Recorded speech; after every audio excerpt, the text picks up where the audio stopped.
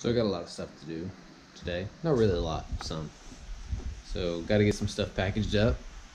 Sold a prop, my old one, to a new subscriber named Chris. Gonna be sending it out for him today. Gonna be doing some light porting today. Got some new parts for the X2. There were free parts, but then it was a free jet ski. It was sitting on the side of the road next to someone's trash. 750 ZXI. Sit down. So I stopped, looked at it, still had everything sitting inside it, but it's all apart. And I walked up, knocked on the door, asked if they're throwing it away. They said they're waiting for the trash truck to come pick it up. So I said, well, I'll take it off your hands. Anyway, so I go home, get my truck, load it up, free jet ski, yay, free parts, free bolts. Who knows, never know what you might find. And I'm driving back with this free jet ski and I get pulled over doing 50 in a 25. So now it's an expensive jet ski now. Anyway, whatevs. But it does have an aftermarket prop on it. Pump's recently rebuilt. There's a few good things, but now I actually paid for these parts. I think that's about all I'm doing today. Rearranging the parts. That's what makes a jet ski live its guts. See what we get done today.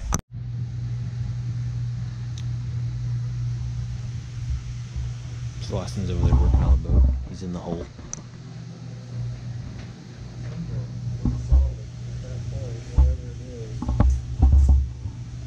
But I can move all the wires freely and separate.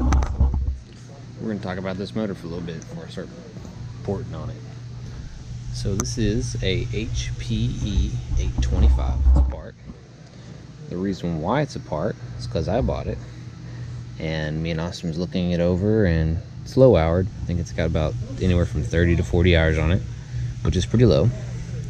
But me and Austin looking all over it, noticed some issues, so we had to break it apart, and good thing we did, because otherwise it probably went boom boom shortly after. So the problem is, previous owner got it brand new.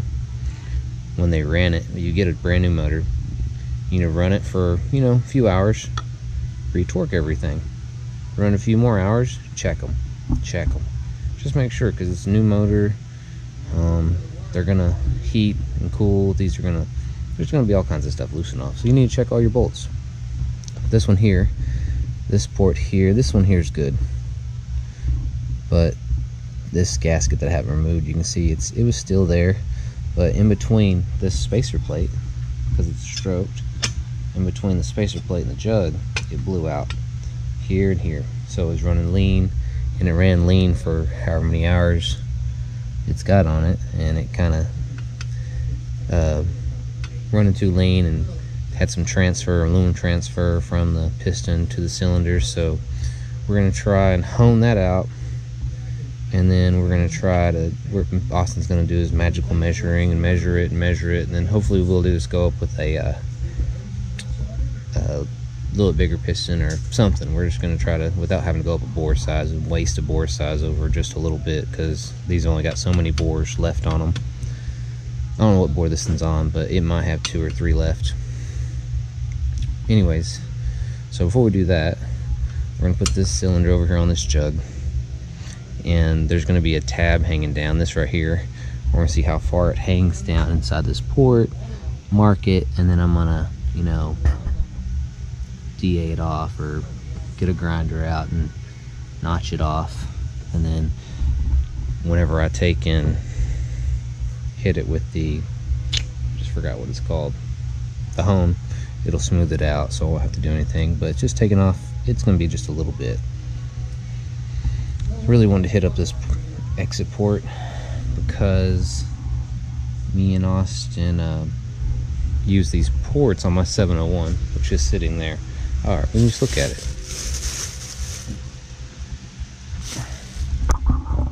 So can see how wide that is. Alright, see how wide it is? How it's I don't know what you'd call that, dished. Like, I mean, it's not straight out port, it's kind of got some curvature to it. I mean, it's way bigger. I don't know how I'd measure that. Anyways, you see that one? This camera's sitting on the top of the jug.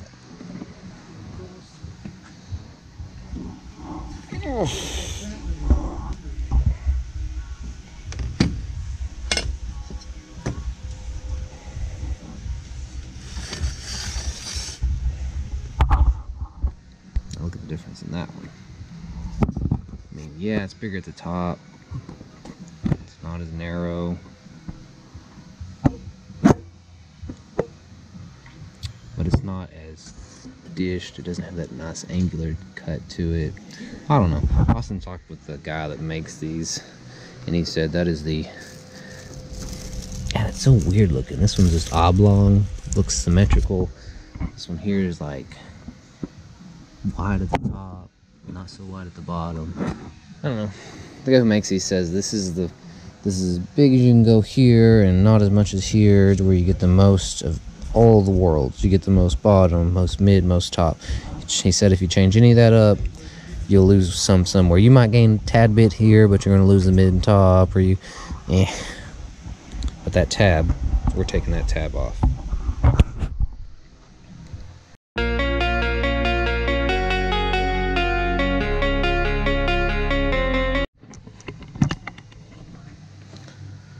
So the reason I put these back in is because it doesn't, this plate, it didn't really want to set just flat on it, so these here are smashing it down. And you can tell, like, if I'd have showed you before, like, it would have just been hanging down just a smidgen, which you probably think it's just hanging down a smidgen. Now it's literally hanging about twice as much as it was. This right here, I'm just gonna take that much off. Not a lot, but you know, it's all a percentage game. A little bit here, a little bit there, a little bit there. Makes a big difference in the big run. So have Austin look at it. Take the Dikeden, mark it, cut it off. Yay.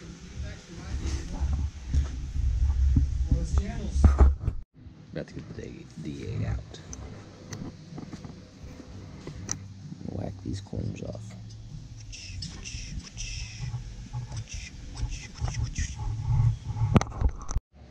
Now we have to go check with the master.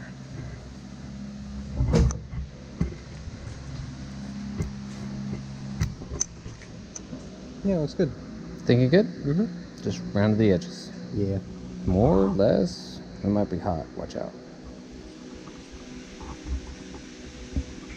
What grit sandpaper are you using? I just went over it. I was going to go over something less. Okay, yeah, that's what I would do. Smooth it out a little bit.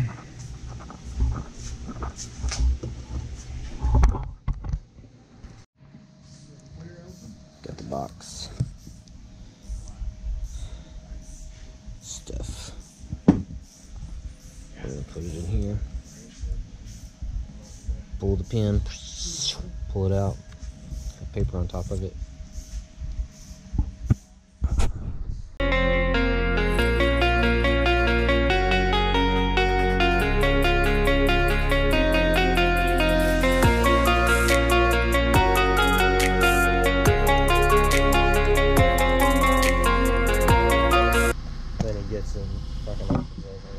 What the fuck?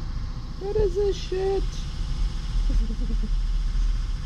Or it doesn't set up for some reason. It's just I mean, it's in a bag, so. So now, is that it? Yeah, all in. Okay, and let's pull the trigger.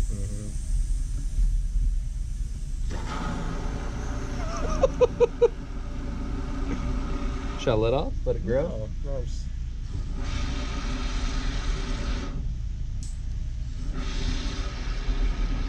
that's fine. It's hard to say, like, how full is it?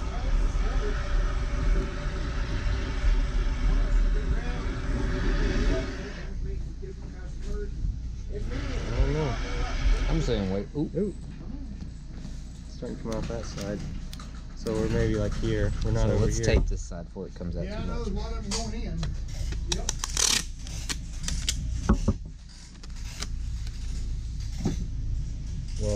least this problem won't get damaged in shipping. That's the point. That's the point. We don't want no damage in shipping.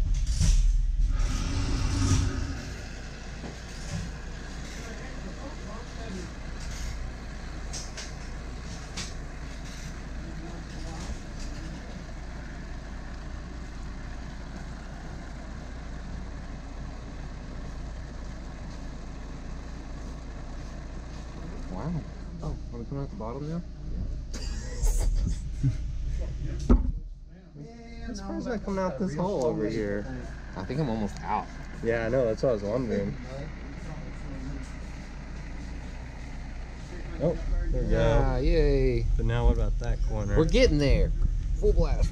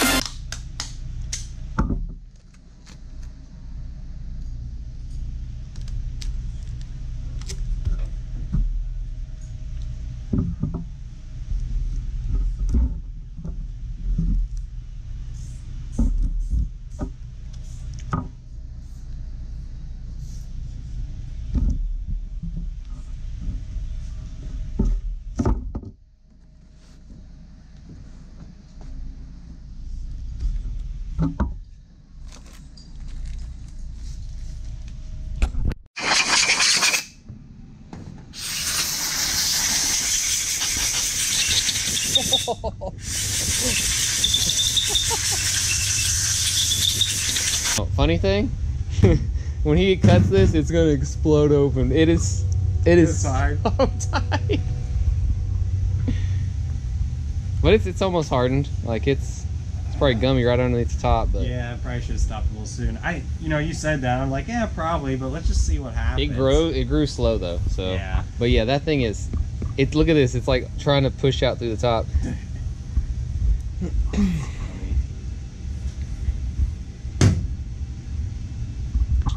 Well, I was scared. The USPS. Yes. Well, hopefully Find out. Make the choice. it'll all fit together. And this package, hopefully it doesn't blow up in transit. I'm gonna cut all this off and tape it up some more. But yeah, she grew a little bit. I'm gonna put an X on the bottom of it, say open here.